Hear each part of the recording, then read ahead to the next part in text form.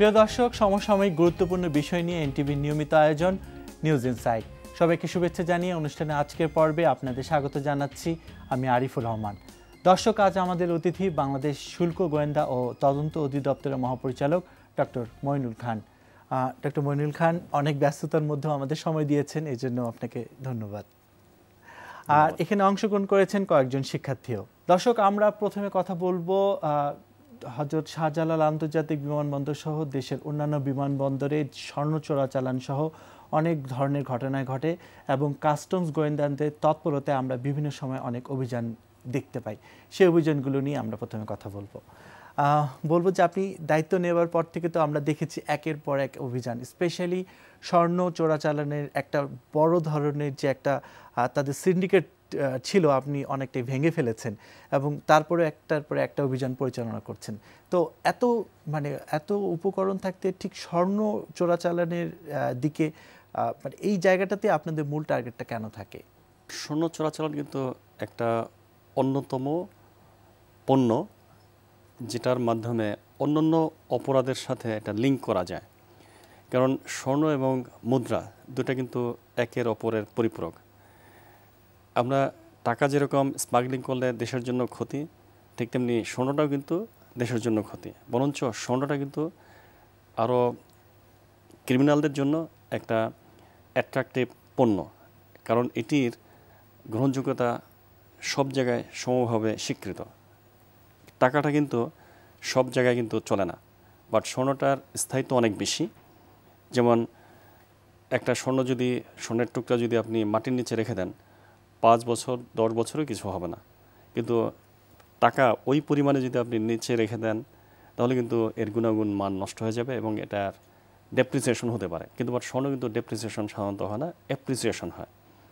10 বছর আগের স্বর্ণের দাম আর এখনকার স্বর্ণের দাম কিন্তু পার্থক্য আছে।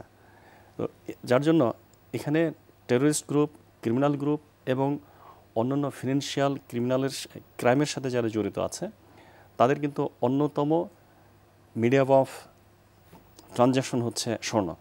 তো সুতরাং স্বর্ণ যে আমাদের এখানে এসে শুধু রাজস্বের ক্ষতি করছে না, অন্যান্য ক্রাইমকেও কিন্তু এনকারেজ করছে, অন্যান্য ক্রাইমও কিন্তু বাড়িয়ে দিচ্ছে। তো সুতরাং আমাদের সবগুলো পণ্য কিন্তু আমাদের টার্গেট, কিন্তু স্বর্ণটা হচ্ছে আমাদের জন্য বিশেষ অগ্রাধিকারমূলক পণ্য। যার জন্য আমাদের দেখবেন যে প্রায়শই আমরা অভিযান পরিচালনা করছি এবং আমাদের অভিযানে কিন্তু আমাদের অনেক সাকসেসও আছে। আমরা এই অভিযান আমরা মাঝে মাঝে কাভারেজ করতে যাই এবং এই অভিযানের কিছু অংশ আমরা এখন দেখব।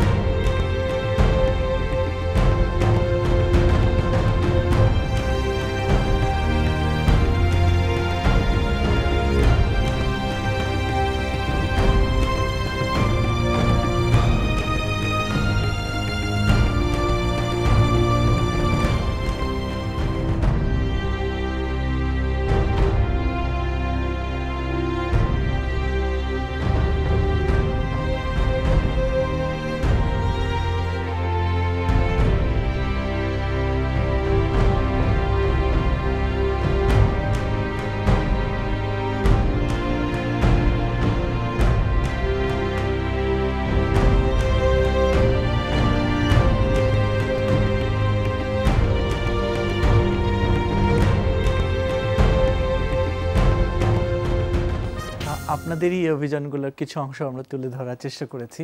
তো এই অভিযানগুলোতে আমরা নিজেরাও কাভারেজ করতে গিয়েছি। তো অভিযানগুলোতে একটি বিষয় যেমন ভালো লাগে যে আপনারা একটার পর একটা অভিযান পরিচালনা করছেন, সফল হচ্ছেন। ঠিক একই রকমভাবে কিছুদিন পর আমরা দেখি যখন যে ওই আসামিরাই আইনের বেড়াজালে, অর্থাৎ আইনি বেড়াজালে এমন একটি পর্যায়ে গিয়ে জামিনে মুক্ত হয়ে বেড়াচ্ছে। যদিও তদন্তের দায়িত্ব আপনাদের হাতে পুরোপুরি থাকে না, আপনাদের অভিযানটাই থাকে ঠিক। তাহলে মানে বিষয়টি কি এরকম হয়ে দাঁড়ালো না যে একজন অপরাধী অপরাধ করার পর যখন সে বুঝতে পারে যে তার এই অপরাধের কারণে খুব একটা বড় সাজা সে পাচ্ছে না, খুব দ্রুত জামিনে বের হয়ে আসছে, ঠিক একই রকমভাবে দেখা যায় মাঝে মাঝে কিন্তু আপনারাই বলেন যে একই অপরাধীকে আপনারা বারবার ধরছেন। তো এই বিষয়গুলো আপনাদের কেমন লাগে যখন দেখা গেল যে ঠিক বড় ধরনের শাস্তির বিধান রেখে যদি কোনো আইন থাকতো, সেক্ষেত্রে কিন্তু এই যে আসামিদের ছবিও আমরা দেখালাম যে আপনারাও যখন আমাদের মিডিয়ার সামনে ফেস করেন, তো ঠিক এই জায়গাগুলোতে যদি বড় ধরনের শাস্তির বিধান থাকতো তাহলে কি অপরাধটা কমে আসতো না বলে আপনি মনে করেন কিনা, এটা ঠিক বলবো আর কি। এটা একটা ভালো প্রশ্ন। এই প্রশ্ন কিন্তু আমরা প্রায়শই ফেস করি, আমরা জবাবও দিই। এটার উত্তর হবে আসলে আইন কিন্তু আছে, আইনে কিন্তু সাজার কথা কিন্তু বলা আছে, কোনো কোনো ক্ষেত্রে এখানে যাবজ্জীবন জেলের কথাও বলা আছে। এটা হচ্ছে পার্সোনাল পেনাল্টি, কিন্তু বাট তার আরেকটা শাস্তি সেটা কিন্তু ফিনান্সিয়াল শাস্তি। এটা কিন্তু তার জন্য বড় শাস্তি। যিনি স্মাগলার তিনি ব্যবসা করছেন অথবা বিনিয়োগ করছেন লাভের জন্য, যখন এই স্বর্ণটা জব্দ করা হয় এটা কিন্তু রাষ্ট্রের অনুকূলে বাজেয়াপ্ত হয়ে যাচ্ছে, তিনি কিন্তু এই স্বর্ণটা আর ফেরত পাচ্ছেন না। তার মানে উনি যদি পেছনে 2 বার 3 বার 5 বার 10 বার স্মাগলিং করে কিছু টাকা যদি রোজগার করেন, সেটি কিন্তু কোনো একটা সময় যদি ধরা পড়ে, তার মানে হচ্ছে তার পিছনের যে বিনিয়োগ এবং লাভ দুটোই কিন্তু রাষ্ট্র অনুকূলে বাজেয়াপ্ত হয়ে যাচ্ছে। তাহলে ফাইন্যান্সিয়াল শাস্তি কিন্তু আমরা কাস্টমস কর্তৃপক্ষ, শুল্কগত কর্তৃপক্ষ তাকে দিয়ে দিতে পারছে। আর ফৌজদারি কার্যবিধিতে যেটা বলা আছে, প্যানাল করে যেটা বলা আছে, তার যাবজ্জীবন পর্যন্ত জেল হতে পারে। এটি কিন্তু কাস্টমসের দায়িত্ব না। আমরা প্রাথমিকভাবে অনুসন্ধান করে, আমি একটু বলি তাহলে এটা বুঝতে সুবিধা হবে। অনুসন্ধান করে প্রাথমিক যে প্রমাণাদি, স্বীকারোক্তি, সেগুলো সহকারে কিন্তু আমরা অন্য একটা সংস্থার কাছে আমরা দিয়ে দিই। সাধারণত পুলিশের বিভিন্ন বিশেষায়িত সংস্থা তারা এই তদন্তটা করেন। এবং সাজা যে হচ্ছে না তা নয়, ইতিমধ্যে বেশ কিছু চাঞ্চল্যকর স্বর্ণ চোরাচালানের মামলা কিন্তু চার্জশিট হয়ে গেছে। অনেক রাঘব বোয়াল কিন্তু চার্জশিটভুক্ত আসামি হয়ে গেছে, তাদের কিন্তু ট্রায়াল চলছে। এবং এর সাথে যারা জড়িত তাদের কিন্তু জামিন বাতিল হয়ে গেছে অথবা তারা পালিয়ে বেড়াচ্ছে। তার মানে তারা কিন্তু একটা সাজার মধ্যে আছে, একটা বিচারের প্রক্রিয়াধীনের মধ্যে আছে। সুতরাং সাজা যে হচ্ছে না, দৃষ্টান্তমূলক হচ্ছে না, সেটা কিন্তু সর্বতভাবে সঠিক না। তার ফিনান্সিয়াল শাস্তি কিন্তু একদম তাৎক্ষণিকভাবে আমরা দিতে পারছি। একই সঙ্গে তদন্তকারী সংস্থাও কিন্তু বিভিন্ন চাঞ্চল্যকর মামলাসহ এবং ছোটোখাটো অন্যান্য যেসব মামলা আছে সেগুলোর কিন্তু তাদের অগ্রগতি আছে। তাদের যারা আসামি তাদের কিন্তু বিচারের সম্মুখীন করছেন। অনেকের ইতিমধ্যে যাবজ্জীবন জেলও হয়েছে, বিভিন্ন মেয়াদে সাজাও হয়েছে। আরও যেসব মামলা প্রকৃতির আছে সেগুলো কিন্তু আমরা এখন খোঁজখবর করছি। আমরা পুলিশের সাথেও কিন্তু আমাদের আগের তুলনায় অনেক বেশি আমাদের যোগাযোগ আমরা রক্ষা করছি। তারাও আমাদের কাছ থেকে তথ্য সংগ্রহ করছেন। আমরা কিন্তু এখন বিভিন্ন সংস্থার সাথে সমন্বয় করে কাজ করছি যাতে করে এই স্বর্ণ চোরাচালানটা সহ এবং অন্যান্য যেসব চোরাচালান হচ্ছে সেগুলোর জন্য কার্যকর অর্থে নিয়ন্ত্রণ বজায় থাকে। আমরা কিন্তু ইতিমধ্যে সেই লক্ষ্যটা আমরা অর্জন করতে সক্ষম হয়েছে। আমরা এটা ধরে রাখতে চাই এবং আরও সিচুয়েশন ইমপ্রুভ করতে চাই। আমরা স্বর্ণ চোরাচালান নিয়ে সাধারণ মানুষ কী ভাবছে কথা বলেছে, এখন আমরা সেটি দেখে আসবো। আমার কাছে মনে হয় যে বাংলাদেশের এয়ারপোর্টের সিকিউরিটি বাইরের পৃথিবীর সিকিউরিটির চেয়ে কম্পারেটিভলি একটু উইকার। যদিও অনেক ধরা পড়ছে, ইয়েস, বাট আমরা এখনও জানি না যে অ্যাকচুয়ালি কত পরিমাণে আসছে। হয়তো দেখা যায় যে 5টা এরকম কেস হলে একটা ধরা পড়তেছে। এটা হচ্ছে ফার্স্ট অফ অল। আর সেকেন্ডলি আমার মনে হয় যে বাংলাদেশের যে tax in this sort of things, যে হীরা, সোনা, রূপা, এইসব ক্ষেত্রে এগুলো অনেক বেশি বাইরের দেশের তুলনায়। তো এটা একটা কারণ হতে পারে, যেটা ওরা মনে করছে যে বৈধ পথে আনলে যতটা আমাদের খরচ হবে, তার চেয়ে যদি অবৈধভাবে কোনোভাবে আসে তাহলে ওদের কাছে মনে হয় যে এটা আরও তাদের জন্য বেটার হবে। অন্যান্য দেশেও কিন্তু আসলে যেভাবে হচ্ছে চোরাচালানিটা হচ্ছে, স্বর্ণ পাচার হচ্ছে, ওদের ওইসব কান্ট্রির তুলনায় কিন্তু বাংলাদেশে চিন্তাগুলো দেখা যায় যে তাদের থেকে আরও অনেক বেশি হচ্ছে এবং এটা কন্টিনিউয়াসলি হচ্ছে। তো নিরাপত্তা ব্যবস্থা যদি প্রথমবারই যখন ধরা পড়ে চোরাচালানি জিনিসটা, প্রথমবারে যদি নিরাপত্তা ব্যবস্থাটা একটু জোরদার করতো তাহলে হয়তো পরবর্তীতে এটা ধারাবাহিকতা থাকতো না। এয়ারপোর্ট দিয়ে বাংলাদেশ এন্টার করে ওটা বর্ডার দিয়ে সহজে পাস করতে পারছে। কিন্তু ইন্ডিয়াতে এয়ারপোর্টের সিকিউরিটি হয়তো খুব বেশি, এই জন্য ওরা বাংলাদেশটাকেই এয়ারপোর্ট পাস করার জন্য বাংলাদেশটাকে বেছে নিচ্ছে, তারপরে বর্ডার দিয়ে ইন্ডিয়াতে পাস করছে। এটার মেইন ফ্যাক্টর হচ্ছে নিরাপত্তা ব্যবস্থা বাংলাদেশে। আর যেহেতু ভারত বাংলাদেশের অনেক কাছে, অনেক বেশি কাছে, এই জন্য এটা আরও খুব সহজ হয়ে গেছে। আরেকটা হচ্ছে ভেতরের লোকজন যারা এয়ারপোর্টে আছে, ভেতরের লোকজনের হয়তো ইনভলভমেন্ট এর সাথে জড়িত। আপনি অনেক ধরনের কমেন্টস শুনতে পেলেন, ঠিক বলবো যে কমেন্টস শুনে আপনার কোনো মন্তব্য আছে কিনা? এই প্রশ্নগুলো খুবই রিলিভেন্ট প্রশ্ন এবং বেশ কমন প্রশ্ন, এটি অনেকের প্রশ্ন। কিন্তু ডেফিনেটলি এখানের এই এয়ারপোর্টটাকে আসলে সেফ প্যাসেজ হিসাবে অনেকে হয়তো ব্যবহার করার চেষ্টা করছেন, বাট আমরা কিন্তু ঠেকিয়ে দিচ্ছি। তারা বিভিন্ন কৌশল কিন্তু অবলম্বন করছেন। স্বাভাবিক যেসব কৌশল যেগুলো তারা অ্যাপ্লাই করে এইসব সনদ চলাচল করতেন, সেগুলো কিন্তু আমরা ধরে ফেলছি। এবং বড় বড় যেসব সনদ চলাচল যেগুলো আগে আসতো এয়ারক্রাফ্টের ভিতরে করে, ইঞ্জিনের ভিতরে করে, সেগুলো কিন্তু এখন বন্ধ হয়েছে। কারণ এয়ারপোর্টের একটা সংশ্লিষ্টতা ছিল। আমাদের অভিজ্ঞতায়, আমাদের অনুসন্ধানে, আমাদের তদন্তে কিন্তু বের হয়ে আসছে কারা কারা জড়িত, এবং অনেকের বিরুদ্ধে কিন্তু আমরা শাস্তিমূলক ব্যবস্থা গ্রহণের জন্য আমরা উদ্যোগ গ্রহণ করেছি। অনেকে আমরা কিন্তু হাতে নাতে ধরেছি। সেসব কর্মচারী অথবা কর্মকর্তা যারাই ছিলেন নেপথ্যে, সবাই কিন্তু উন্মোচন করা হয়েছে, সবাই কিন্তু শাস্তির মুখোমুখি করা হয়েছে। সুতরাং এখন কিন্তু আমি দায়িত্ব নিয়ে বলতে পারি যে আগের তুলনায় এখানে সৈন্য চলাচলের যে মাত্রা ছিল সেটা অনেক নিয়ন্ত্রণে। একেবারেই বন্ধ করা সম্ভব না, কারণ ডিমান্ড থাকলে কিন্তু সাপ্লাই হবেই। তবে এটাকে যদি আমরা কার্যকর অর্থে নিয়ন্ত্রণ করতে পারি, সেটাই আমাদের সাকসেস। যদি এখানে দেখা যায় যে শুধুমাত্র স্মাগলাররা না, এখানে যদি এয়ারপোর্টের অভ্যন্তরে যে সংস্থারই লোক হোক না কেন, তারা যদি সরাসরি অথবা পরোক্ষভাবে জড়িত থাকেন, অবশ্যই তাদেরকে আমরা আইনের আওতায় আনার জন্য আমরা অত্যন্ত শক্ত মনোভাব স্পষ্ট করেছি, এবং যাতে এটা না ঘটে সেজন্য আমাদের কিন্তু বিভিন্ন সংস্থার লোকজনের সমন্বয়ে নজরদারি আমরা বৃদ্ধি করেছি। আমরা আবারও আপনার কাছে আসবো। এবার আমরা আমন্ত্রিত শিক্ষার্থীদের কাছে চলে যাব। আপনাদের কোনো প্রশ্ন থাকলে করতে পারেন। স্যারের কাছে আমার প্রশ্ন হচ্ছে যে আমরা জানি আপনারা স্বর্ণ চোরাচালান রোধে অনেক বেশি তৎপর, এবং আমরা আপনাদের অনেক সফল অভিযান দেখতে পেয়েছি। তো আমরা জানি যে মাদকদ্রব্য হচ্ছে যুব সমাজের অবক্ষয়ের পেছনে অনেক গুরুত্বপূর্ণ নেগেটিভ ভূমিকা পালন করে থাকে। মাদকদ্রব্য পাচার রোধের ক্ষেত্রে আপনারা কতটুকু তৎপর বা কতটুকু সফল হয়েছেন এ পর্যন্ত? শুল্ক গোয়েন্দার এবং শুল্ক কর্তৃপক্ষের কাজ শুধুমাত্র রাজস্ব আহরণই না, দেশের নিরাপত্তা, ইভেন দেশের যে উদ্বেগ উৎকণ্ঠা আছে সেটাকে যথাযথভাবে অ্যাড্রেস করা। এয়ারপোর্টে আমরা শুধুমাত্র গোল্ড এবং সিগারেট অন্যান্য পণ্য আমরা উদ্ধার করছি না, এখানে মাদকদ্রব্য কিন্তু আমরা প্রায়শই কিন্তু আটক করছি এবং জড়িত যারা আছে তাদের কিন্তু আইনের আওতায় নিয়ে আসছি। এয়ারপোর্ট ছাড়াও আমরা অন্যান্য বন্দর যেগুলো আছে সেখানে কিন্তু আমাদের সমান নজরদারি আছে। যেমন আপনারা হয়তো ইতিমধ্যে পত্রিকার মাধ্যমে জেনেছেন তেলের ভিতরে কোকেনের কথা। এটি একটি চাঞ্চল্যকর কিন্তু মামলা, এবং এটি উদ্ধারে কিন্তু আমরা অভিনব পদ্ধতি আমরা কিন্তু অ্যাপ্লাই করেছি। চোরাচালানের মাধ্যমে কোকেনটা যেটা এসেছে সেটা কিন্তু অভিনব পদ্ধতি, আর ধরার পদ্ধতিটাও কিন্তু অভিনব পদ্ধতিতে ধরা হয়েছে। কারণ তেলের ভিতরে যদি কোকেন মিক্স করে আসে, এটি কিন্তু ধরার স্বাভাবিক প্রক্রিয়ায় কিন্তু কোনো পদ্ধতি নেই যে এটা ভিতরে কোকেন আছে কিনা, কারণ বাইরের থেকে এটি বোঝা যাবে যে এটি তেল। ইভেন আমাদের নার্কোটিক্সের যারা বিশেষজ্ঞ ছিলেন তারাও কিন্তু প্রাথমিকভাবে টেস্ট করে দেখেছেন যে এর ভিতরে কোনো কোকেন নাই।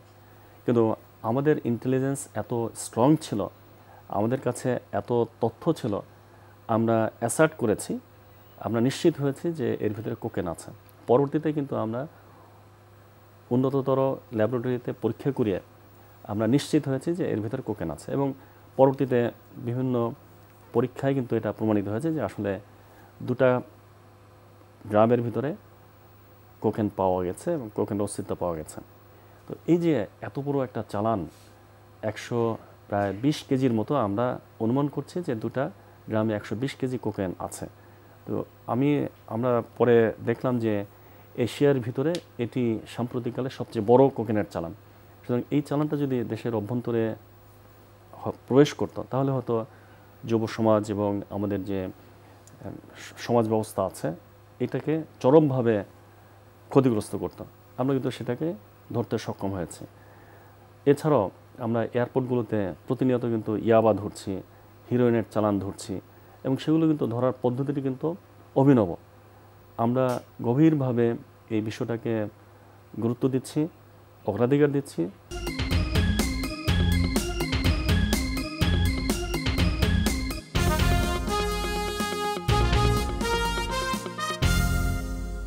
দর্শক, কথা বলছিলাম কিভাবে কাস্টমস গোয়েন্দাদের বেড়া জালে ধরা পড়ে চোরাকারবারিরা, এই বিষয় নিয়ে এখন আমরা কথা বলবো। ঠিক বলবো যে অনেকগুলোই তো অভিযান আপনি পরিচালনা করেছেন। ঠিক সবচেয়ে সেন্সিটিভ কোনো অভিযান সম্পর্কে জানতে চাইবো যে আপনাদের অনেক সময় লেগেছে এবং সময় লাগলেও আপনাদের যে সফলতা এসেছে সেটা ছিল অনেক আনন্দের। আমাদের অনেকগুলো সফল অভিযান আছে এবং অনেকগুলো কিন্তু চাঞ্চল্যকর অভিযান আছে।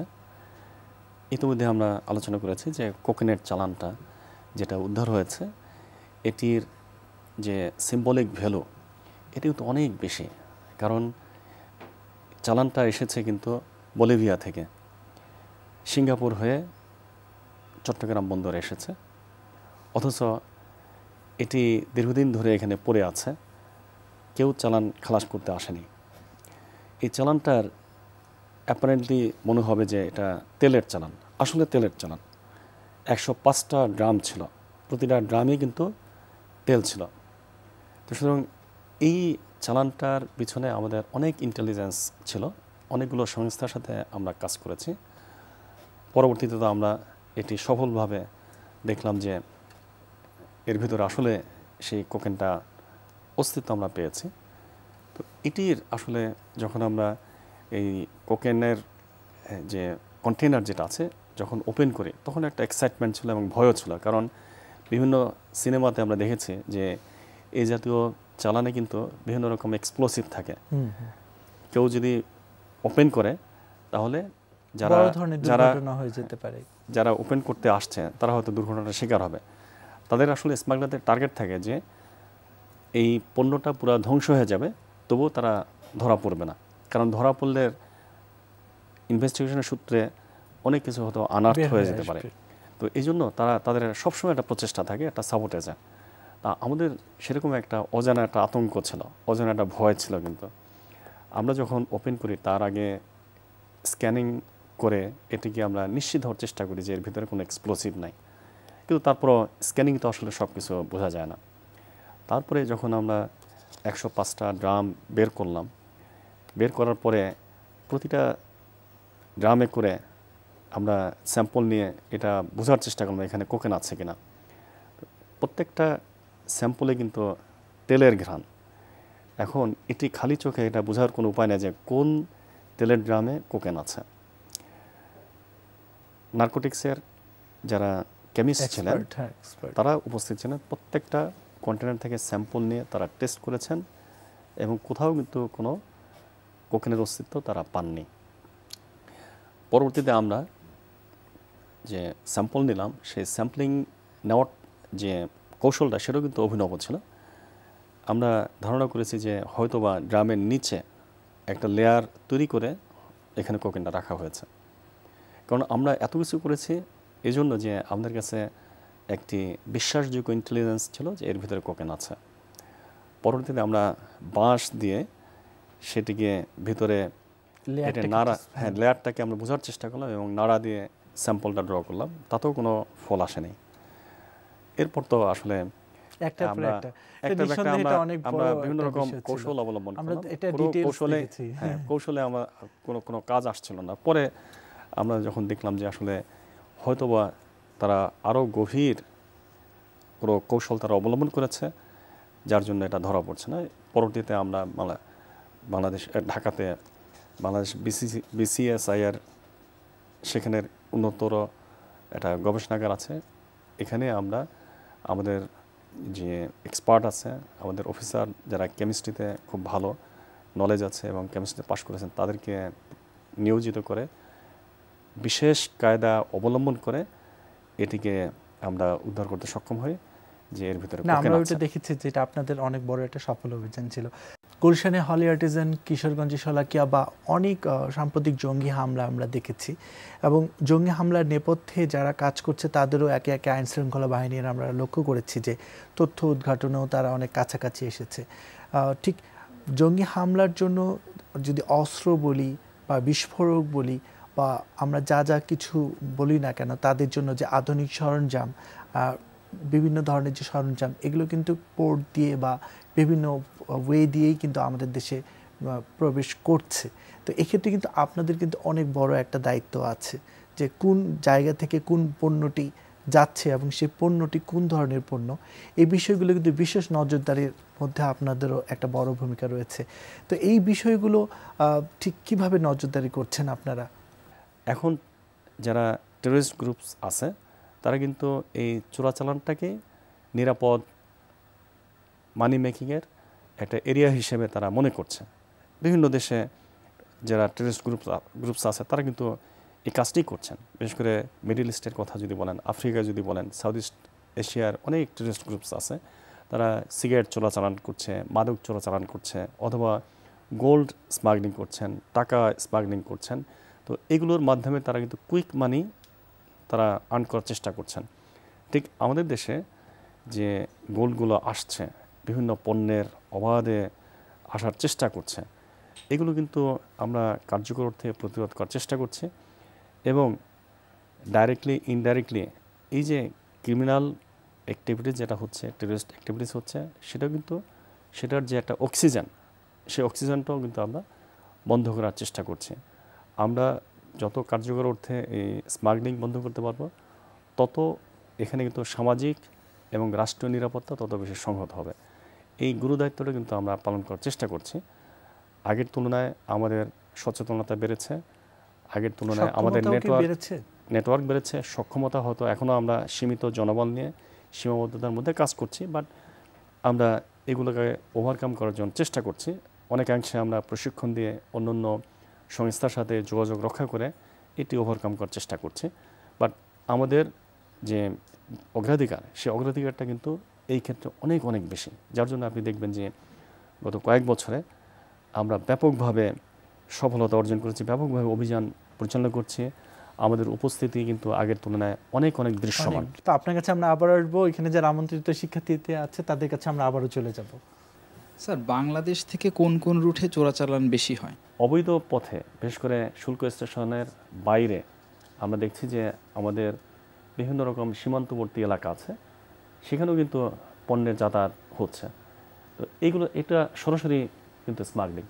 তো সেখানে আমাদের কাস্টমস অফিসার ছাড়াও বিশেষ করে বর্ডার এরিয়াতে আমাদের বিজিবি রয়েছে, বর্ডার গার্ড বাংলাদেশ, তাদের কিন্তু কাস্টমস একটা ক্ষমতা দেওয়া হয়েছে। 5 কিলোমিটারের মধ্যে তারা কাস্টমস অফিসারের আটক এবং গ্রেপ্তার সংক্রান্ত যে ক্ষমতা, তাদেরকে ক্ষমতায়িত করা হয়েছে। তারা ওই এরিয়াতে যখন কাজ করেন তখন কাস্টমস অফিসার হিসেবে কাজ করেন, এবং তারাও কিন্তু ব্যাপকভাবে পণ্য কিন্তু আটক করছেন এবং যারা দোষী তাদেরকেও কিন্তু আইনের আওতায় নিয়ে আসছেন। তো সুতরাং এখানে বৈধ পথে কাস্টমস কর্মকর্তারা দায়িত্ব পালন করছেন। আর বর্ডার এলাকাতে বিশেষ করে শুল্ক স্টেশনের বাইরে যারা আছেন তারা হচ্ছেন বিজিবি। তারাও কিন্তু এই অবৈধ পণ্য বা বৈধ পণ্য অবৈধ রুটে যাতে না আসতে পারে অথবা না যেতে পারে সেজন্য তারাও সজাগ আছেন। সুতরাং কোন এলাকায় সবচেয়ে বেশি স্মাগলিং হচ্ছে সেটা বলতে হবে ডেফিনেটলি বৈধ পথে যেহেতু একটা প্রোটেকশন আছে, এখানে শুল্ক কর্মকর্তা ছাড়াও কিন্তু আরও অন্যান্য বিভিন্ন এজেন্সি কাজ করছে। তো সুতরাং এখানে আসার ঝুঁকিটা বেশি। কিন্তু অবৈধ পথে বিশেষ করে সীমান্তবর্তী এলাকা, আপনি জানেন যে আমাদের পার্শ্ববর্তী দেশ ভারতের সাথে আমাদের একটা ব্যাপক সীমান্ত রয়েছে, মিয়ানমারের সাথে রয়েছে। এই বর্ডারগুলো কিন্তু আসলে একেবারে কোনো প্রাচীর দ্বারা আমরা এটা প্রোটেক্টেড করতে পারছি না। আমাদের ওপেন বর্ডার, পোরাস বর্ডার বলি আমরা, যার জন্য এখানে স্মাগলিং হওয়ার সম্ভাবনাটা বেশি। বাট বেশি হলো সীমান্তরক্ষী বাহিনী তারা কিন্তু সজাগ আছে। ইভেন অন্যান্য সংস্থা, বিশেষ করে পুলিশ, কাস্টমস কর্তৃপক্ষ, অন্যান্য সংস্থাও কিন্তু সজাগ আছে যাতে করে এই জাতীয় স্মাগলিং যাতে অবাধে সম্পন্ন না হয়। সুতরাং বৈধ পথে যেরকম কাস্টমস কর্তৃপক্ষ তারা নজরদারি করছে, অবৈধ পথেও কিন্তু যাতে কোনো স্মাগলিং না হয় সেই জন্য কিন্তু বিভিন্ন সংস্থার লোকজনের নজরদারি আছে। আমরা আবারও পরের প্রশ্ন চলে যাব। বাংলাদেশ এবং আমাদের প্রতিবেশী দেশ ভারত যৌথভাবে চোরাচালান রোধে কী কী পদক্ষেপ গ্রহণ করেছে? যেহেতু আমাদের চোরাচালানের বেশিরভাগ হওয়ার একটা আশঙ্কা থাকে এই বর্ডারিং এরিয়াতে, সেজন্য আমাদের ওই পারের যারা কাউন্টার পার্ট আছেন, বিশেষ করে কাস্টমস টু কাস্টমস কোঅপারেশনের একটা অ্যারেঞ্জমেন্ট আছে, প্লাস হচ্ছে আলাদাভাবে বাংলাদেশের শুল্ক গোয়েন্দা বিভাগ এবং ভারতের ডিআরআই, ডাইরেক্টরেট অফ রেভিনিউ ইন্টেলিজেন্স, এই দুই সংস্থার মধ্যে কিন্তু কার্যকর অর্থে সহযোগিতার সম্পর্ক আছে। আমরা প্রায়শই কিন্তু তথ্য আদান প্রদান করে থাকি।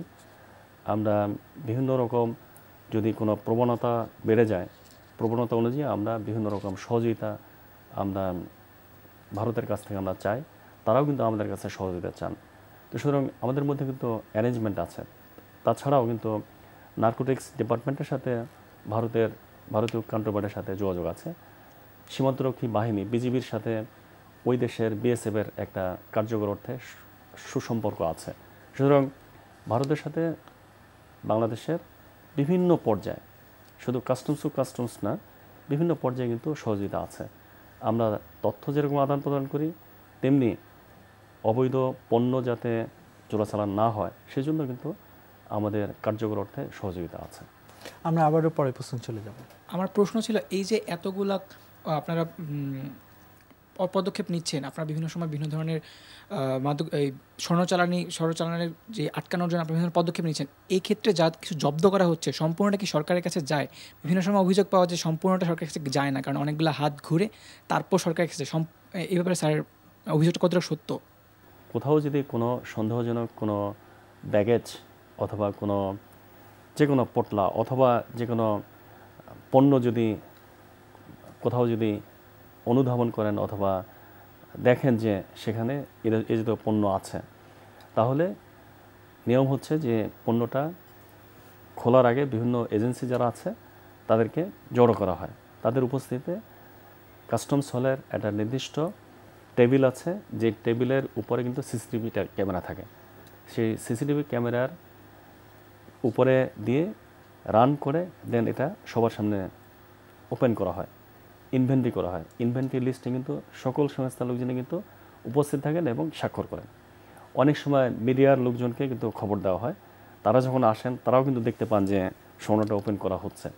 তো সুতরাং এই ধরার প্রক্রিয়া কিন্তু এক ধরনের স্বচ্ছতা আছে। এছাড়াও এটি যখন জমা দেওয়া হয় সেখানেও তো এক ধরনের অ্যাকাউন্টেবিলিটি আছে, কারণ পুলিশের প্রহরায় এবং বাংলাদেশ ব্যাংকের নির্দিষ্ট বিভাগে তাদের সাথে যোগাযোগ করে অ্যাপয়েন্টমেন্ট নিয়ে বাংলাদেশ ব্যাংকের ভল্ট শাখায় এটা জমা করা হয়, এবং সেখানে যে জমা করা হয় তারা কিন্তু আবার স্বর্ণকার্ড দিয়ে এটি কিন্তু পরীক্ষা করেন। তো সুতরাং এখানেও কিন্তু এক ধরনের জবাবদিহিতা আছে। তারপরে বিভিন্ন আমরা পত্রপত্রিকায় দেখেছি যে স্বর্ণটা কোথায় যাচ্ছে, ঠিকভাবে আছে কিনা, এই ধরনের কিন্তু অভিযোগ প্রায়শই আমরা পত্রিকায় আমরা দেখি। প্রতিটা স্বর্ণের পিস আমরা আবার আমাদের সার্টিফাইড স্বর্ণকার যারা আছে তাদেরকে ইনভলভ করে আমরা কিন্তু প্রতিটা বার চেক করে দেখেছি যে আমাদের জমা দেওয়া যে বার আর এখনকার যে বার এটি যথাযথ আছে কিনা এবং পরিমাণ ঠিক আছে কিনা, এটি কিন্তু আমরা যাচাই বাছাই করার পরে একটা রিপোর্ট আমরা তৈরি করব। তৈরি করার পরে ডেফিনেটলি এটা আমরা পাবলিক করার চেষ্টা করব।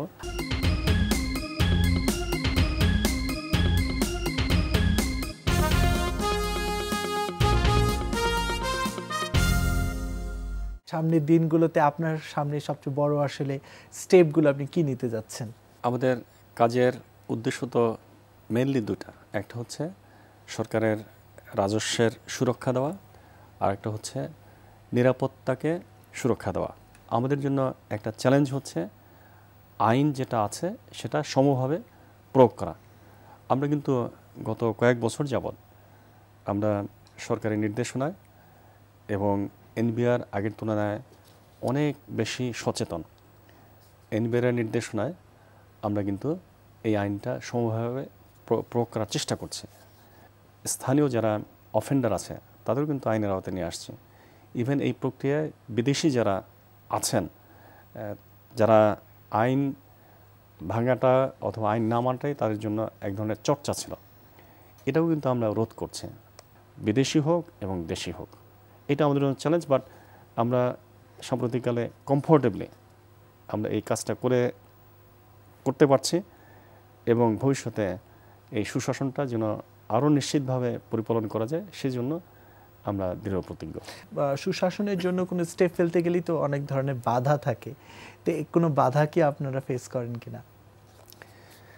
বাধা তো থাকবেই, কিন্তু বাধাটা অতিক্রম করাটাই হচ্ছে চ্যালেঞ্জ এবং সেটা কিন্তু আমরা সাকসেসফুলি করতে পারছি। আর যারা ট্যাক্স ফাঁকির সাথে জড়িত, স্মাগলিংয়ের সাথে জড়িত, যেহেতু তাদের টাকা আছে, টাকার তো একটা ক্ষমতা আছে, কিন্তু যেহেতু আমরা আবার এগুলোকে সমানভাবে প্রয়োগ করছি, তারা দেখছেন যে আমরা কিন্তু কারোর প্রতি অনুকম্পা অথবা কোনো রকম সুযোগ সৃষ্টি করছি না, অথবা আনফেয়ার কম্পিটিশন হোক, এটা কিন্তু আমরা একেবারেই হতে দিচ্ছি না। তো সুতরাং এখানেও কিন্তু আমাদের একটা সাকসেস আছে এবং এটা কিন্তু আমাদের একটা স্ট্রেংথ। এবার আমরা আবারও পরে প্রশ্নে চলে যাব। সম্প্রতি আপনার 21শে বইমেলায় একটি বই প্রকাশিত হয়েছে, স্বর্ণমানব। বইটি কাস্টমসের 8টি সফল অভিযান নিয়ে লেখা। আমার প্রশ্ন হচ্ছে, বইটি লেখার পেছনে আপনার উদ্দেশ্য কী ছিল? শুধুই কি সফল অভিযানগুলো সম্পর্কে মানুষকে জানানো, নাকি আরও কোনো উদ্দেশ্য ছিল? জি, আমরা আসলে যে স্বর্ণ চোরাচালান এবং অন্যান্য যেসব পণ্যের চোরাচালান প্রতিরোধ করছি, বিভিন্ন অভিযান পরিচালনা করছি, এগুলো আমরা বাইরের থেকে হয়তো উদ্ধারটা দেখছি, ভ্যালু কত, কী উদ্ধার হলো, এই বিষয়গুলো কিন্তু মিডিয়াতে আসছে, কিন্তু এর পিছনে কিন্তু একটা কাহিনী আছে, একটা গল্প আছে এবং এক একটা গল্প কিন্তু ভিন্ন ভিন্ন চরিত্র আছে, ভিন্ন ভিন্ন প্রেক্ষাপট আছে, ভিন্ন ভিন্ন সাকসেস আছে। এগুলো কিন্তু কখনোই সামনে আসে না, কিন্তু এগুলো খুব ইন্টারেস্টিং। আমি সেই বিষয়গুলো কিন্তু এই বইতে সন্নিবেশ করার চেষ্টা করেছি। আমার উদ্দেশ্য ছিল যে যারা পাঠক, সম্মানিত পাঠক, তারা এটা জানুক, আর জানলে হবে যে এটা এই যে চোরাচালান বিরোধী একটা মনোভাব, সেটা কিন্তু সৃষ্টি হবে। আমরা যে কাজ করছি, কীভাবে কাজ করছি, এবং এই যে আসামি যারা আছে, টার্গেট যারা আছে, তাদের মুভমেন্ট কেমন হতে পারে, তাদের চালচলন কেমন হতে পারে, তারা কি কাজ করে, রাতে কি করেন, দিনে কি করেন, অনেক বিষয়াদি এখানে কিন্তু আছে। পাঠক যদি দেখেন যে এরকম তার আশেপাশে কোনো ঘটনা ঘটছে যেগুলো সন্দেহজনক, নিশ্চয়ই তিনি রেসপন্সিবল ওয়েতে আমাদের কাছে হয়তো তথ্যটা দিতে পারেন, শেয়ার করতে পারেন, অথবা অন্য কোনো ল এনফোর্সমেন্ট এজেন্সি যারা আছে তাদেরকে কিন্তু তথ্যটা শেয়ার করতে পারেন। আমার উদ্দেশ্য আসলে সেটি যে কিভাবে চোরাচালানিরা বিহেভ করে, অ্যাক্ট করে, এবং সেটার বিপরীতে ল এনফোর্সমেন্ট এজেন্সি হিসেবে শুল্ক গোয়েন্দা কর্তৃপক্ষ কী ধরনের পদক্ষেপ গ্রহণ করে এবং এগুলো কীভাবে প্রিভেন্ট করে, এগুলো সম্পর্কে একটা জনসচেতনতা সৃষ্টি করেই হচ্ছে আমার বইটার পাবলিকেশনের উদ্দেশ্য। আচ্ছা, একটি ভিন্ন প্রসঙ্গে আসবো যে আপনারা একটা সফল অভিযান পরিচালনা করার পর যখন এটা তদন্ত পুলিশের হাতে চলে যায়, অর্থাৎ পুলিশ একই রকমভাবে পুলিশের দায়িত্বের কথাও যদি আমরা বলি যে তারা একই সাথে একটা অভিযানও যেমন পরিচালনা করতে পারে, মামলার তদন্তর দায়িত্ব নিতে পারে, আবার সেটা চার্জশিটও পুলিশ নিতে পারে, কিন্তু আপনারা কিন্তু একটা মিডিল স্টেজে এসে আপনাদের দায়িত্ব থেকে সরে যেতে হয়। ঠিক বিষয়টি কি এরকম হলে ভালো হতো না যে আপনারা চার্জশিট পর্যন্ত, অর্থাৎ মামলা তদন্ত থেকে শুরু করে চার্জশিট পর্যন্ত, অর্থাৎ আদালতের দরজা পর্যন্ত আপনাদের পৌঁছতে পর্যন্ত যদি আপনারা পারতেন? আপনার অ্যানালাইসিস কি বলে যে এটা কি আপনাদের জন্য কি আরও ভালো হতো না হতো না? এটি আসলে আমাদের সাম্প্রতিক বিশ্লেষণে এটি চলে আসছে। ইতিমধ্যে গত অর্থ বছরের বাজেটের কাস্টমস আইনে কিন্তু একটা সংশোধনী আনা হয়েছে। সেখানে তো বলা আছে যে কোনো কাস্টমস অপরাধ, সেটি স্মাগলিং হোক আর অন্য মিথ্যা ঘোষণা হোক, সেটা যদি ফৌজদারি ন্যাচারেরও হয় তাহলে কিন্তু শুল্ক কর্তৃপক্ষ কিন্তু তদন্ত করতে পারবে, এই ক্ষমতাটা দেওয়া হয়েছে।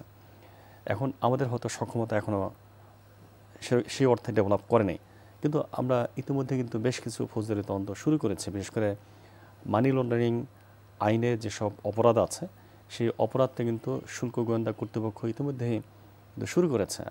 আমরা নিজেরাই মামলা দায়ের করেছি, আবার নিজেরাই কিন্তু তদন্ত হাতে নিয়েছি। এটা কিন্তু অন্য দেশে কিন্তু শুল্ক গোয়েন্দা কর্তৃপক্ষ অথবা শুল্ক কর্তৃপক্ষ তারা নিজেরাই করে। যেমন ইন্ডিয়াতে ডিআরআই তারা নিজেরাই কিন্তু স্মাগলিং মামলাগুলো তারা অনুসন্ধান করে, তদন্ত করে এবং চার্জশিট দায়ের করে, এবং সেই আদরেই কিন্তু আমাদের আইনেও কিন্তু একটা সংশোধনী আনা হয়েছে। আচ্ছা, আমরা আবার আসবো। দর্শক, বিলাসবহুল গাড়ি নিয়ে কাস্টমস গোয়েন্দাদের অনেক অভিযান আমরা দেখেছি। এই বিষয়ে সাধারণ মানুষ কি বলছেন আমরা এখন সেগুলো দেখে আসবো। পোর্টের ব্যাপারটা আর একটু ক্লিয়ার করা যায়, যে পোর্ট থেকে যে গাড়িগুলো ক্লিয়ার হয়ে আসছে, মাঝে মধ্যেই আমরা গণমাধ্যমগুলোতে, প্রিন্ট মিডিয়ায় বা কোনো একটা চ্যানেল মিডিয়াগুলোতে যখন দেখতে পাচ্ছি যে এত এত পরিমাণ গাড়ি অলরেডি পোর্ট সিটিতে আটকা পড়ে আছে, এবং যে গাড়িগুলোর কাগজপত্রও ক্লিয়ার না, এই গাড়িগুলো রাস্তায় চলে আসছে কিভাবে? এটা কিন্তু সম্ভব না, কারণ পোর্ট থেকে যখন গাড়িগুলো বের হয়ে মূল সড়কে আসছে, পোর্ট থেকে কিন্তু পোর্টের ক্লিয়ারেন্স বাদে এই জিনিসগুলো বাইরের রাস্তায় আসা সম্ভব না। তাহলে ওখানে কি দায়িত্ব ঠিকভাবে পালন হচ্ছে? ট্যাক্সের এটা খুব স্ট্রিক্টলি দেখা উচিত যে কিভাবে পোর্ট থেকে গাড়িগুলা বাংলাদেশে ইন করে। এখন ট্যাক্সে যদি পোর্ট থেকে কোনোভাবে চলে আসতে পারে, অবশ্যই এখানে ট্যাক্সের লোক জড়িত। দ্বিতীয়ত, যখন সে গাড়িটা রাস্তায় নামে ঢাকা শহরে, তখন এটার সাথে জড়িত থাকে প্রশাসন। ফোর্ডে যে গাড়িগুলা চোরাইভাবে আসছে কর পাকি দিয়ে, এটা সলভ করতে হলে আমাদের গোয়েন্দা সংস্থাকে আরও বেশি তৎপর হতে হবে। তাহলে আমি মনে করি, আর সরকারকে এটা ভালোভাবে হস্তক্ষেপে নিতে হবে, তাহলেই মনে করি যে সমস্যাটা সলভ করা যায়। আমাদের প্রত্যেকটা গাড়ি পোর্টের মাধ্যমে ঢুকে, সো আমাদের যারা গোয়েন্দা সংস্থা আছে, রাজস্ব সংস্থা আছে, এদের যদি আরও ইনিশিয়েটিভ হওয়া যায় পলিটিক্যাল ইনফ্লুয়েন্স ছাড়া, আর গোয়েন্দা তৎপরতা যদি বেশি বাড়ায়, তাহলে আমার মনে হয় না এ ধরনের কোনো অকারেন্স আর কেউ করতে পারবে। কি বলবেন এসব মানুষের কথা শুনে? ওনারা তো একটা উদ্বেগের কথা জেনেছেন, এই উদ্বেগটা আমাদেরও। আমরা কিন্তু ওনাদের উদ্বেগটাকে অ্যাড্রেস করেছে। ইতিমধ্যে আপনারা দেখেছেন যে গত কয়েক বছরে আমরা ব্যাপক সংখ্যক অনেক অভিযান আমরা পরিচালনা করেছি এবং অনেক গাড়ি আমরা উদ্ধার করেছি। এখানে আসলে দুইটা বিষয় জড়িত। একটা হচ্ছে যে পোর্টের মাধ্যমে মিস ডিক্লারেশনের মাধ্যমে কিছু গাড়ি ছাড় হয়েছে। এগুলো হয়তো কম সিসি দেখিয়ে বেশি সিসির গাড়ি খালাস করেছে, কারণ কম সিসি এবং বেশি সিসির গাড়ির ডিউটি ট্যাক্সে একটা বড় ধরনের পার্থক্য আছে। যেমন 840% ট্যাক্স হবে 4000 সিসির উপরে যদি গাড়ি হয়, তাহলে সেখানে প্রায় 840% ট্যাক্স। কিন্তু 1500 সিসি পর্যন্ত গাড়ির ট্যাক্স প্রায় 130%। তো সুতরাং 130% এবং 840%, এই যে ট্যাক্স গ্যাপটা আছে, এইটার পার্থক্যটা অনেক ব্যাপক, যার জন্য ট্যাক্স ফাঁকি দেওয়ার একটা ইনসেন্টিভ আছে। কিন্তু এটা ফাঁকি রোধ করার জন্য কিন্তু আমরা ব্যাপকভাবে অভিযান পরিচালনা করেছি। এখন কিন্তু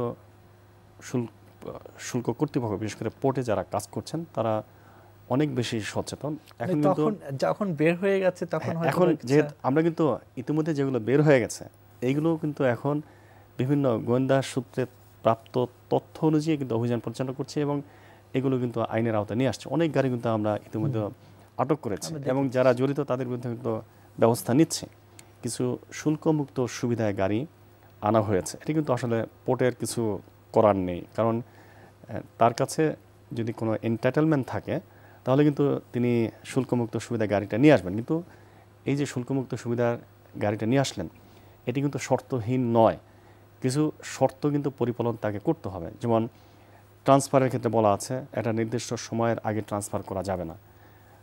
এরপরে আবার বলা আছে যে একটা নির্দিষ্ট সময়ের পরে এটা ফেরত নিয়ে যেতে হবে। বিশেষ করে কানেক্টিভ প্যাসেজের যে গাড়িগুলো বাংলাদেশে প্রবেশ করেছে, এখন আর প্রবেশ করে না, কারণ এটা বন্ধ করে দেওয়া আছে। কিন্তু 2012-13 সাল পর্যন্ত এই গাড়িগুলো বাংলাদেশে প্রবেশ করেছে। কিন্তু যারা এনেছেন তারা অত্যন্ত সম্মানিত লোক, কারণ ইন্টারন্যাশনাল কনভেনশনের আওতায় তাদেরকে এই সুবিধাটা দেওয়া হয়েছে। বিদেশি পর্যটক হতে হবে, বিদেশি পাসপোর্ট হোল্ডার হতে হবে। 3 মাসের জন্য তারা গাড়িটা বাংলাদেশে নিয়ে আসবেন এবং 3 মাস পরে সেটি ফেরত নিয়ে যাবেন। তার মানে হচ্ছে এটি যিনি এনেছেন তার ব্যক্তিগত দায়বদ্ধতা। কিন্তু দেখা যাচ্ছে যে অনেক পর্যটক তারা গাড়ি নিয়ে আসছেন বাট ফেরত নিয়ে যান নাই, স্থানীয় লোকের কাছে এগুলো বিক্রি করে দিয়ে গেছেন। যেহেতু এখানে ট্যাক্স গ্যাপটা অনেক বেশি, তো সুতরাং এখানে বিক্রি করার একটা ইনসেন্টিভ আছে। তো আমরা কিন্তু এই যে ইতিমধ্যে যেসব গাড়ি বাংলাদেশে প্রবেশ করেছে সেগুলো কিন্তু এখন খুঁজে খুঁজে বের করছে। যারা এই ধরনের কাজ করছেন অথবা অপরাধের সাথে লিপ্ত হচ্ছেন তাদেরকেও কিন্তু আমরা গাড়িগুলো যেমন ধরছি আইনের আওতায় নিয়ে আসছি, আবার তাদের কিন্তু একইভাবে মুখোশ উন্মোচন হচ্ছে। এবার একটু আমরা অনুষ্ঠানে ভিন্ন দিকে আসবো। এই প্রজন্মের কাছে যদি আপনার কোনো প্রশ্ন থাকে আপনি করতে পারেন। তোমরা কি বলতে পারো যে আমরা যে চোরাচালান বিরোধী অভিযান পরিচালনা করছি এর দ্বারা আসলে জাতি, দেশ, জনগণ কীভাবে উপকৃত হচ্ছে, এবং এই অভিযানটা আমরা কেন বেশি বেশি পরিচালনা করব, কেন চোরাচালানের পণ্য আমরা প্রতিরোধ করব? প্রথমত কথা হচ্ছে চোরাচালানিভাবে যে সম্পদগুলো আসে বাংলাদেশে এগুলো মোটামুটি অবৈধ পন্থায় আসে। এখন এইগুলা যদি বৈধভাবে আসে তাহলে কিন্তু দেশের সরকার লাভবান হতো। এখন চোরাচালানি আপনার এর বিরুদ্ধে কাজ করার অন্যতম কারণ হচ্ছে এগুলার ধরেন যে সরকারের সাথে এগুলো ইনভলভমেন্ট হয়। ধরেন এখানে যে অর্থগুলো আপনারা জব্দ করছেন এগুলো আপনারা বললেন সরাসরি আপনারা রাজস্ব বোর্ডে জমা দিচ্ছেন, এতে কিন্তু দেশের রাজস্ব বৃদ্ধি পাচ্ছে এবং প্রতি বছর যে পরিমাণ আপনারা অর্থ জব্দ করছেন কিংবা স্বর্ণ জব্দ করছেন এতে কিন্তু দেশের রিজার্ভ অনেক বাড়ছে, কারণ এই দেশের রিজার্ভ প্রতিদিন আমাদের দেশে বাড়ছে এবং এর পেছনে কিন্তু আপনাদের অনেক বড় একটা অবদান আছে। তো আমার মনে হয় যদি আপনারা যদি এরকম অবদান আপনাদের কার্যক্রমগুলোর পরিচালনা সামনে করতে থাকেন তাহলে দেখা যাবে যে যারা এই ধরনের কাজগুলো করছে তারা অবৈধভাবে আর এই কাজগুলো করার সাহস পাবেন, এবং অবৈধভাবে যদি কাজ না করে এবং বৈধভাবে যদি করে তাহলে কিন্তু দেশের আলটিমেটলি লাভ হবে। এবং আমরা চাই যে এই ধরনের অবৈধ কাজগুলো থেকে বাংলাদেশ যেন মুক্ত থাকে। চোরাচালান বিরোধী অভিযান এবং দেশের নিরাপত্তার সাথে কোনো সম্পর্ক আছে? আমরা যদি চোরাচালান প্রতিরোধ করি তাহলে দেশের সার্বিক নিরাপত্তা কিভাবে রক্ষিত হবে, এটা সম্পর্কে তোমাদের কোনো ধারণা আছে কিনা? আমার মনে হয় যে চোরাচালান ব্যবস্থাটাকে রোধ করা গেলে বাংলাদেশের নিরাপত্তাটা আরও বৃদ্ধি পাবে। আমরা অনেক পণ্য ধরেছি এয়ারপোর্ট এবং বন্দর সময়ে, ডাইরেক্টলি এগুলো নিরাপত্তাকে বিঘ্নিত করে। তো সেগুলো কিন্তু এইসব অস্ত্র অথবা এক্সপ্লোসিভ এগুলো যদি কোনো ক্রিমিনাল অথবা টেররিস্ট গ্রুপের হাতে পড়ে তাহলে কিন্তু আমাদের নিরাপত্তা বিঘ্নিত হতে পারে। সুতরাং যারা চোরাচালান প্রতিরোধের সাথে যারা জড়িত, বিশেষ করে শুল্ক গোয়েন্দা এবং শুল্ক কর্তৃপক্ষ, ডেফিনেটলি তারা যদি সক্ষমতার সাথে এবং সফলতার সাথে এই অভিযানগুলো যদি পরিচালনা করতে পারে নিরাপত্তা তত বেশি সংহত হবে। এটি হচ্ছে সরাসরি নিরাপত্তাকে বিঘ্নিত করার একটা ঝুঁকি। আরেকটা ঝুঁকি হচ্ছে আমরা দেখলাম যে খুব উন্নত ব্র্যান্ডের লোরিয়াল ব্র্যান্ডের কিছু কসমেটিক্স আনা হয়েছে, কিন্তু এগুলো আসলে কিন্তু নকল। এগুলো যদি বাজারে চলে আসতো তাহলে কিন্তু যারা কাস্টমার আছে তারা মনে করতো যে এটা লোরিয়াল ব্র্যান্ডের, মেড ইন ফ্রান্স, কিন্তু অ্যাকচুয়ালি এগুলো মেড ইন ফ্রান্স না, এগুলো লোরিয়াল না, এগুলো হয়তো কোনো একটা দেশের কোনো একটা ছোট্ট একটা ফ্যাক্টরিতে হয়তো তৈরি করা আছে, উপরে হয়তো লেবেলিংটা বসানো হয়েছে। এগুলো যদি কেউ ব্যবহার করে তাহলে তিনি বেশি টাকা দিচ্ছেন, প্রতারিত হচ্ছেন। একই সঙ্গে ওই কসমেটিক্সগুলো যদি কেউ ব্যবহার করেন তাহলে স্কিনের ক্যান্সার সহ আরও অন্যান্য বিভিন্ন রকম স্বাস্থ্য ঝুঁকির সৃষ্টি করতে পারে। ঠিক তেমনি খাবার দাবার যেগুলো আছে, বিশেষ করে বাচ্চাদের খাবার, বিভিন্ন রকম গুঁড়ো দুধ আছে, এগুলো ডেট এক্সপায়ারি কিনা অথবা এটা মানসম্পন্ন কিনা এটি কিন্তু যথাযথভাবে পরীক্ষা করিয়ে যদি স্ট্যান্ডার্ড ফুলফিল করে, ক্রাইটেরিয়া ফুলফিল করে তাহলে কিন্তু সেটি যদি ছাড় করা হয় তারপরে এরপর কিন্তু আমাদের যে পণ্যগুলো বাজারে পাওয়া যাবে সেগুলো কিন্তু সেফলি কেনা যাবে। সুতরাং এখানেও কিন্তু শুল্ক কর্তৃপক্ষের একটা ভূমিকা আছে, এবং সেই ভূমিকাটা যদি যথাযথভাবে পালন করা যায় তাহলে এই যে অপ্রচলিত নিরাপত্তা যেটা আছে সেখানেও কিন্তু একটা ইতিবাচক ভূমিকা রাখতে পারে। ধন্যবাদ আপনাকে। কয়েক বছর ধরে স্বর্ণ আটকে যেমন বাংলাদেশ ব্যাংকের রিজার্ভ বেড়েছে তেমনি আন্ডারওয়ার্ল্ডেও অবৈধ কর্মকাণ্ড চাপের মুখে পড়েছে। সার্বিকভাবে দেশের রাজস্ব আহরণ, অর্থনীতি ও নিরাপত্তার স্বার্থ রক্ষায় শুল্ক গোয়েন্দাদের চলমান অভিযানের প্রভাব এখন স্পষ্ট। দেশের সার্বিক অগ্রগতিতে এগিয়ে যাক শুল্ক গোয়েন্দারা, এমনটাই প্রত্যাশা এনটিভি পরিবারের। ডক্টর মইনুল খান, আপনাকে ধন্যবাদ, অনেক ব্যস্ততার মধ্যেও আমাদের সময় দিয়েছেন। আপনাকে ধন্যবাদ। সেই সাথে ধন্যবাদ আমন্ত্রিত শিক্ষার্থীদেরও। দর্শক, আপনাদের বিভিন্ন প্রশ্ন, সমসাময়িক ঘটনা সম্পর্কে জানতে বা মতামত থাকলে, পাশাপাশি কেমন লাগলো আমাদের আয়োজন জানিয়ে চিঠি লিখতে পারেন এই ঠিকানায়। প্রযোজক নিউজ ইনসাইট, এনটিভি, বিএসইসি ভবন, ৭ম তলা, ১০২ কাজী নজরুল ইসলাম এভিনিউ, কারণ বাজার, ঢাকা ১২১৫। আমাদের ইমেলও করতে পারেন newsinsight@ntvbd.com এই অ্যাড্রেসে।